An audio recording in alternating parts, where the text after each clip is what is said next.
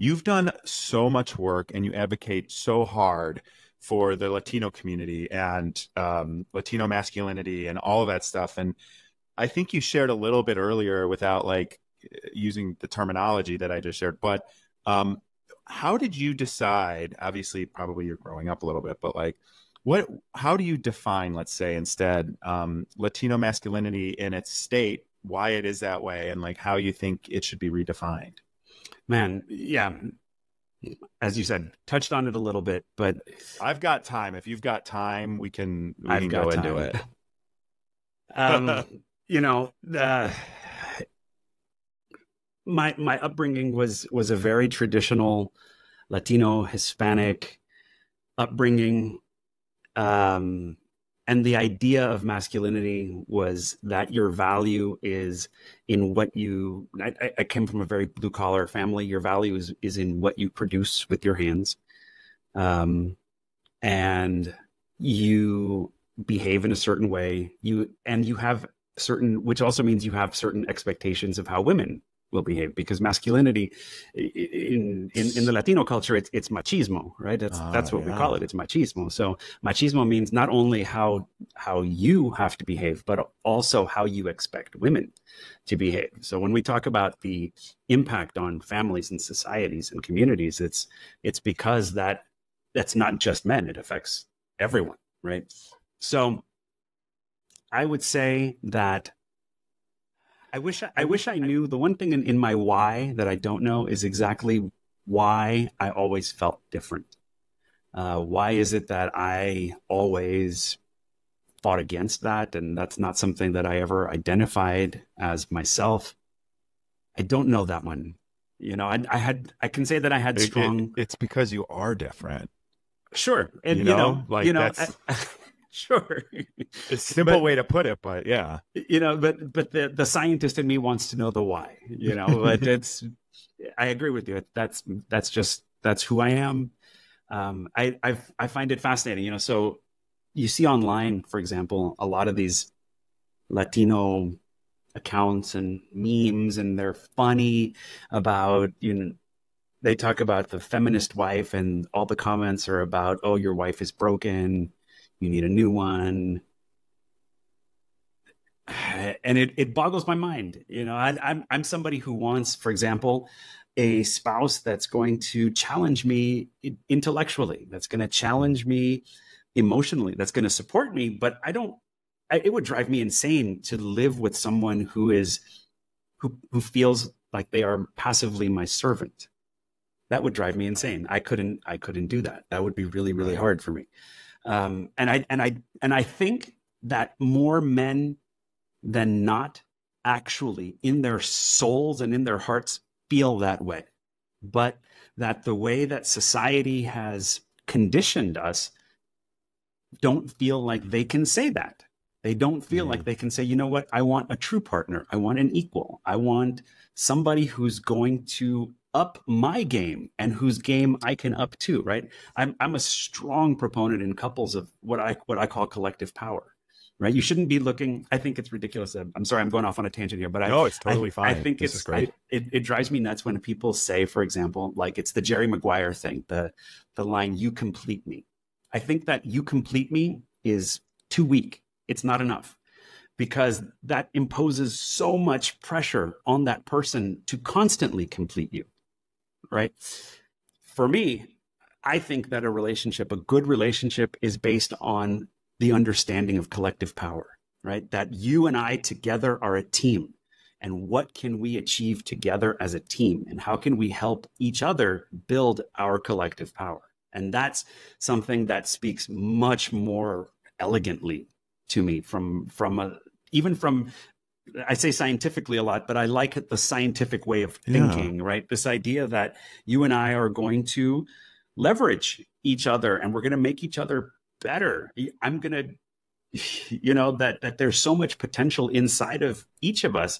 And my job as her spouse is to help her see her own superpower and bring that out more, and vice versa.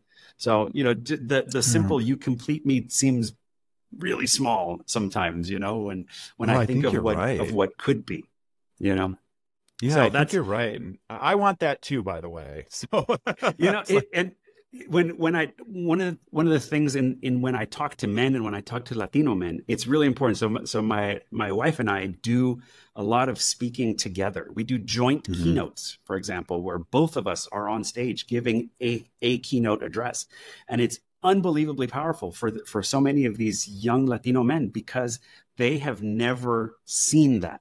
They have never seen a Latino man who's side by side with his spouse as an equal, and that they are a power couple. We both have PhDs. She has a PhD from Berkeley. You know, she's a former diplomat too, and incredibly accomplished and well traveled and the whole thing. And they've never seen that. You know, so almost beyond any message that I might be able to give these guys, it's just seeing an image of what could be that's transformative for them. That they're like, wow, I that could be me because I look like them, I sound like them. Our family It histories gives are me the same. goosebumps. It's incredibly powerful. And I will tell you, that I cannot get through one of those speeches, one of those presentations to these guys without getting choked up because it's Yeah. super emotional for me because I see so much of myself in them.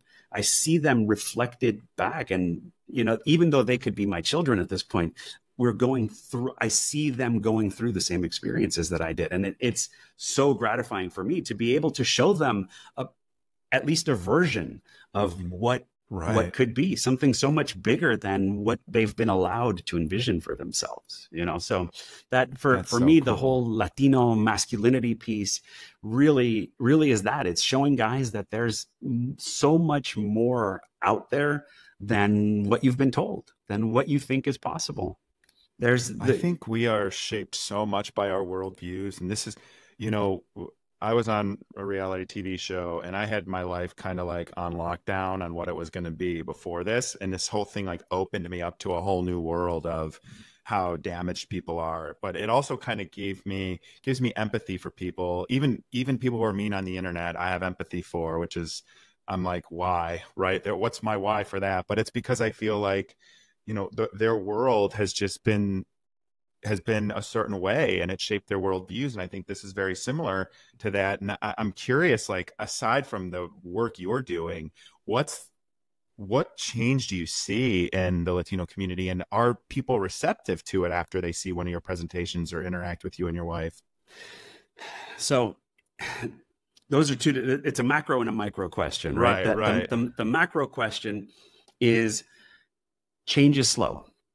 Change is slow because at a certain what you're talking about is cultural change. It's a cultural shift. It's a shift in the paradigm that we're trying to create, and that's very specifically and purposefully what I see as when I look at my own legacy, my own mission and vision. It's very much that. It's let's start shifting that paradigm and showing Latinos and showing Latino men that there is a different way of being, and so that change is slowly coming around, slowly, you know, but entrenched Yeah. interests are really strong, you know, and interestingly, some of the people that you have to talk to the most are not even the men themselves, but the moms of young boys, because the moms of young boys are also the ones that are passing on these cultural elements to them, right? And it's really important to show these moms that the boys need to be taught that there's a different way to be a man, Right. and there's that the concept of masculinity is much bigger than what we've been told and what we've been handed as a culture. And so, you know, it's a tough conversation a lot of the times, and that's the linkage to the micro, right? So after Right. folks hear us speak, the students, the college students that we speak to a lot, are really fired up and really emotional, and really inspired. And then at some point, after you give one of these keynote speeches, the kids line up and they want to talk to you and they want to take Yeah, pictures and the I whole can thing, and they're imagine. super excited. And at a certain point, it hits them like, oh crap, but how do I do Right. this? how do I do this? Like, I see you, I see what you've done. You've obviously worked your butt off and whatever, but how do I do this? You know, how do I tell my mom that I want to do whatever it happens to be, you know? And that conversation is tough. That conversation is tough. That's the one, that sort of micro conversation is really hard. I was a professor in a past life. I was an economics professor in California, and the university that I taught at was brand new. It opened the year that I joined, which was amazing. It was so like that idea of building something that didn't exist before is tremendous, right? But it was in California, and it was in Ventura County, which happened to be at the time the largest county in the state that didn't have a public university. And Ventura County has a really large percentage of Latinos and first-gen Americans and first-gen college students and all of this. So it was really ripe for this community that means so much to me. And as a result, we would do a lot of outreach with high schools and, you know, trying to get the students to come to a new university. And again, same thing. So much of the outreach is with the parents. The kids want to do it, but the parents are really hard. And I would have, I remember this one particular, she was actually the grandmother who was raising the grandson. And after the presentation, she came up to me and she looked me in the eye, and she looked like my grandmother. And she said, I'm saying in Spanish, she said, "Maestro, eso no es para gente como nosotros," which means, teacher, professor, that's not for people like us. And that's so sad. And, you know, and it hit me so hard. You know, these are people who have, you know, she was a grandmother. She came to the US later in life. She gave up her whole life. She left everything that she knew to come to the US to start a new life for her kids and for her grandchildren.